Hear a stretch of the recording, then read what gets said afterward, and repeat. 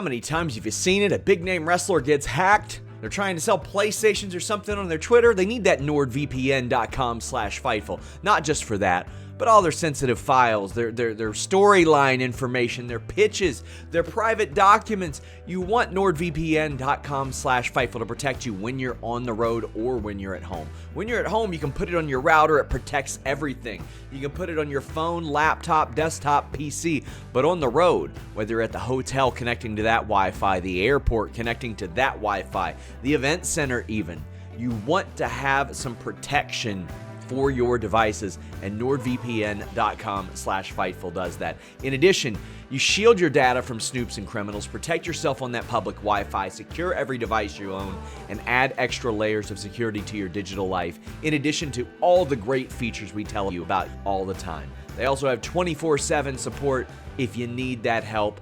nordvpn.com/Fightful. What's up, you guys? Sean Ross Sapp. Welcome to Fightful, here with a name you know. You're going to see him at AEW Double or Nothing, May 26th, Las Vegas. And on pay-per-view, we got Darby Allin. Darby, I spoke to you almost a year to the date, and something stuck out to me about what you said to me then. You said that you want kids to dress up as you for Halloween, and funny enough, a child came to my house dressed up as you for Halloween last year, and his parent was trying to explain to me who you were. And I was like, not only do I know who he is, check out this clip of him saying that he wants exactly this to happen. How was that last year? Did you get like a lot of pictures of kids dressing up as you and all that? And what does that mean to you personally? Yeah, no, I did. It's awesome when I get to see those photos, because I remember being a kid and then just knowing how much someone, like back in the day, my guys growing up were like Tony Hawk, Bam Margera, so like the fact that you can impact someone's life and kind of literally change their lives it's awesome. It's nothing I take for granted. And it's really cool that, you have that impact and that reach. So, I'd love to just, all it takes is one person to let somebody know that they're capable of anything they want to do in life. So it's if I have to be that guy, I'd be like, look at me. I was a dishwasher, working in the 99-cent store. Anything's possible, kid. It's like, cool. Like, let's do it. So I'm going to ask you the question you're going to get asked in every single media interview. How are you feeling? And when did you find out that you were going to be in this match? Okay. So I'm not feeling great. I'm feeling horrible, but honestly, I was on a cross-country road trip with my dad and my mom because I was going to have my dad retire and finally move him into the house that I got him in Atlanta, Georgia. And it's a cross-country road trip, and we're halfway through the country, and we're in like Montana at this point. And then I hear that Eddie Kingston can't make it in the match. And I pull over and I call Tony Khan and I say, I don't know what it's going to take, but if I can get cleared from my doctors, my foot doctor and my nose doctor, to be in this match, can we make it happen? He's just like, yeah, absolutely. So I'm on this road trip, and I start in Seattle, and it's like I'm 12 hours into it at this point, and I flip a bitch and I start driving back to Seattle because that's where Dynamite was happening that Wednesday. So I'm driving 12 hours back the opposite way. It just came. And I'm like trying to get cleared, like why I'm going. And I'm like, I don't know. And then at the same time, I'm thinking like, what are you doing? Like, why are you doing this? Like, enjoy your time off. Like, there's literally no rush, like just move your parents in and enjoy your time off. But no, man, I felt so compelled to have to be there. It was weird. And so I drove 12 hours, got like literally no sleep, showed up, and then got cleared right as I was getting in, like, to the building. And I was still in my walking boot. And then that was the first day I took it off, is when I got to Dynamite. So I was literally like coming right down to the wire to see like what the hell's going to happen. And I still don't know what's going to happen because I haven't bumped. I haven't ran the ropes. You know what I mean? Like I'm still like, I have a limp. My nose is killing me. And I literally, if I got medically cleared, I'm like, okay, cool. I don't have to do any of these tests. Let's just find out what happens Sunday at the pay-per-view. Oh my God. Like, so it's like going in Sunday at Double or Nothing, Anarchy in the Arena, which Anarchy in the Arena is a psychotic match. So like to find out like how I'm feeling Sunday, it's gonna be an interesting ride. But just the mental pain of sitting by and watching these shows and knowing I couldn't do anything to be a part of them was killing me. So if I have 1% chance to be there on Sunday, that's all I need. So yeah, it was coming down to the wire, and I was just like trying to I could show up to Seattle and literally not be medically cleared. But we got it. I called my nose doctor in Atlanta, and then my foot doctor in California, and everything was good to go. They told me just be careful, and they don't know anything about wrestling, but if I showed them the clip of Anarchy in the Arena, they'd probably shit their pants. So how far ahead of last week's Dynamite was that call that you made to Tony Khan? Because I had also heard, don't know if it's true, that you were kind of hidden away so word wouldn't leak that you were there to people like me, obviously.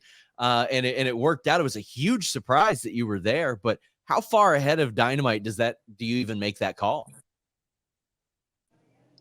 Tuesday night. Wow. That's wild. Tuesday night. I was in Yellowstone National Park with my dad for 12 hours that day doing a tour. I was in there for 12 hours. And then I said, okay, I'm coming to Seattle. We're driving right now. And then, so I got no sleep. Like I was up for like 24 hours, like doing this trip to get there. Cause there was no flights out of Bozeman, Montana that would get me to Seattle in time. So I said, what do? You just drive it. So let's go. And it was rough, but I got through it, and I literally was just like, if anybody was surprised, that's reasonable because I was surprised. Because if you told me Tuesday morning I was going to be going to Seattle, I'd be like, no, I'm not. I'm in Yellowstone National Park, like just enjoying my time off. And then next thing I know, I'm like, all right, let's go. And that's the thing is I'm so sporadic. Like I'll literally jump in a car and drive whatever to make something happen. So it was pretty crazy. Yeah. It was definitely crazy.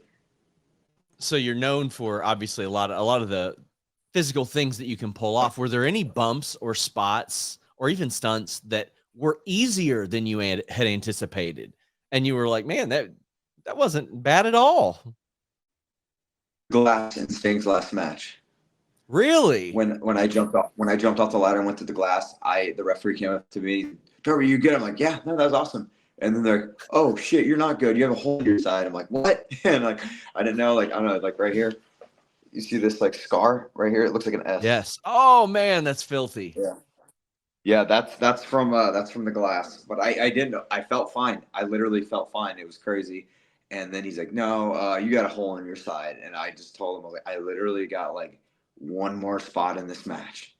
Like and we also had a plan B. If I told everybody in the match, like, there's a plan B if for whatever reason I cannot finish this match because of this stunt. We have a plan B for the finish. But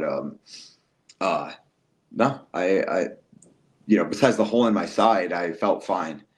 Like I didn't know there was a hole in my side. Are you able to disclose what that plan B was? Literally just Sting winning the match by himself. It's like, okay. I believe it's like the TK driver setup.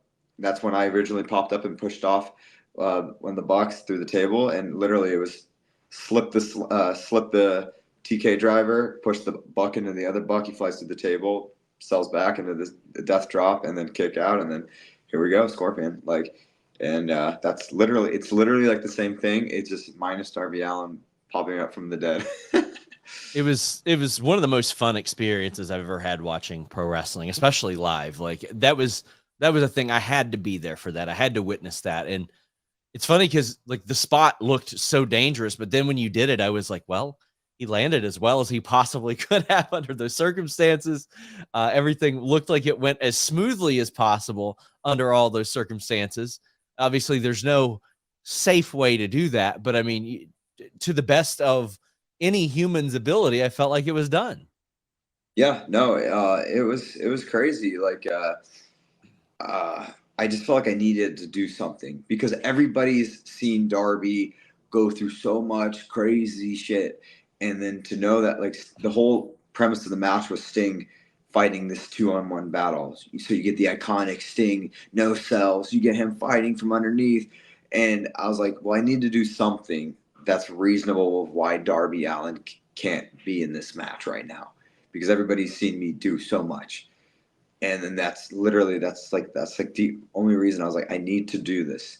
I need to do this. Like, so it worked out. And, at the end of the match, Sting came up to me. He's like, that's easily in the top 3 favorite matches of my whole entire career. And then that's all I could have asked for is just to make sure that man's career ended with like the respect it deserved and to make sure that he was happy about his life's work coming to an end. It was a very amazing night. And it was wild, man. It was perfect. I grabbed the 2 water bottles that were at the press conference that he didn't drink out of, and I branded them as Sting's last water bottles. He's never drinking water again. It's never happening again. Yeah. Have you talked to him much since then, or if at all, or you kind of just giving him his space in retirement? No, I talk to him every week. Oh, it's Yeah, fantastic. yeah, everything's cool. Like, yeah, he's an awesome guy. I'm just so happy to see him like right off in the sunset, and then life after wrestling. Enjoy the time with his family and just live life. It's awesome to see. So and live life in like one piece and not be just in chronic pain all the time.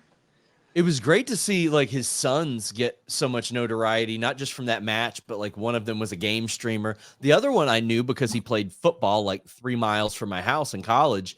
So like seeing them do that, because everybody always asks when they see his sons, they're like, "Oh, would they ever do it?" How do you felt like they took to this situation? Like it seemed like they were pretty well naturals at what they did. Yeah. Steven, his son that played football, is actually staying at my house right now training to be a pro wrestler. Really? Yes, he's sleeping in a tent in my front yard. I got chills. I got chills from that, man. Like And yeah, anytime people saw him, they were like, "When's he wrestling?" yeah. Well, literally, he's never thought of it his whole life, and then just being there at Revolution, he caught whatever urge to train, and then I talked to him on the phone. I talked to Sting on the phone. I said, just come down, and I got a ring at my house and everything like that. So, yeah, he's there right now. Yeah, it's interesting Ooh. to see how someone will pick up things. I love it, man. I love it. I asked you about any stunts or spots that were easier than expected. What's the worst one you ever took In the ring, in the ring and out of the ring? well, in the ring, it's so weird because like I feel like I've dodged so many bullets, but dude, like literally, it sucks, and it wasn't even a big stunt, but breaking my foot.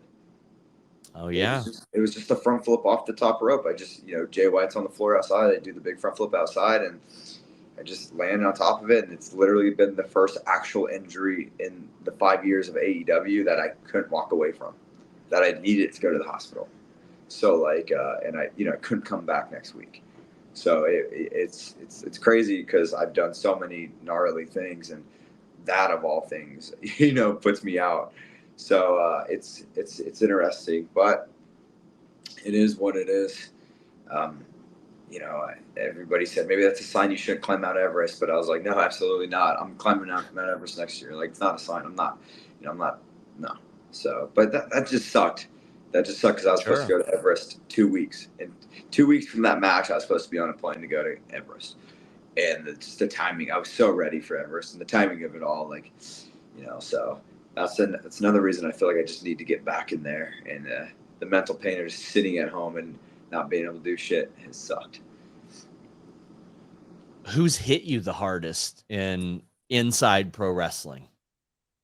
Man, I'd probably say Brody King. Okay, And he's one I've heard a couple times actually. yeah, he's a legit bad dude. Like, Yeah, if you ever see any of his music, the hardcore, like God's Hate, like the Yes. hardcore band he's in, like that dude just doesn't pretend to be a badass. He's legit been in some brawls. Like he's intense. But I love him. This has been a big free agent year in wrestling. You've told me how loyal you are to AEW. You even said, you're like, that probably doesn't help my leverage a lot. And he's like, but I love AEW. I want to stay here. Are you still there long term? Like, not asking you to put a date on it or anything, but Oh yeah. how is that for you? No, I'm here long term. Yeah, like it's not like I've have this crazy 8-year contract or anything, but I'm here long term. But it's like, yeah, no, I'm having the time I'm literally having the time of my life, and then everything I get to do outside of the ring and everything I get to do for my family and all these other projects. Like this fall I'm going to be directing my first full-length film, and Oh, fantastic. there's just so much stuff, man. Like I want to be the poster child to any wrestlers that have so much interest in hobbies outside of just wrestling, where you can work on things. And I feel like AEW gives me that platform. Because, man, you think about it, like, ain't no place they're going to let me go skate with Tony Hawk or climb Mount Everest or go to Nitro Circus and backflip a tricycle. Like, dude, like, come on, man. My life doesn't begin and end with wrestling. So, like, I feel like there's so much I need to do outside to be, like, fulfilled. And AEW gives me everything. So I have zero complaints. And it's so fun to be with a startup company. And if you're as good as you think you are, you can build this from the ground up. A lot of people feel like, oh man, it's a safe bet if I go somewhere else that's established, it's been around for 40 years, 30 years, or whatever. But I feel like if you're as good as you think you are, you can build this house from the ground up. So get to work. So it's just put your head down and bust your ass, like. And I feel like I want to be one of those guys. And you go back to the kids dressing like me for Halloween and stuff. It's cool that you're able to do that with such a new company, and like get so much eyes on it, and it's like fun, and it's just us ground level just putting in the work. As we wrap up, can you tell us more about the film that you're doing? That's very interesting. Yeah, yes, no. It's not. I always get this worry that like Of course. whenever a wrestler does something outside of wrestling, they have that stench of a wrestler doing something. The stigma, yeah. Yeah, and then I want to just blow the doors down. I want to make a crazy violent film where it's not like, oh, Darby was playing it safe. I want to offend people. I want, like I want to like literally just like, fuck you, like you ain't fucking with my art. Because I was in film school, and literally I was in film school and we were making a movie, and the teacher told me you cannot make movies like this.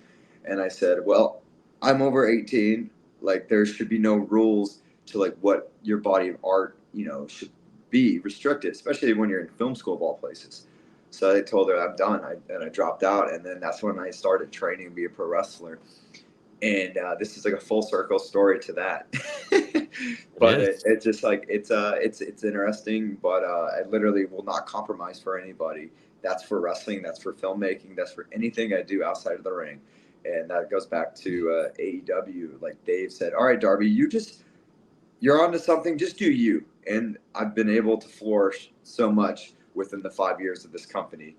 And man, it's awesome. Just let people be themselves. Some people need to be led, because not everybody has it within them. But the people that have it within them, if you can sense that they have it, just let them loose. Did you have much input on the short films intros that would air before you and Sting's matches at pay-per-views?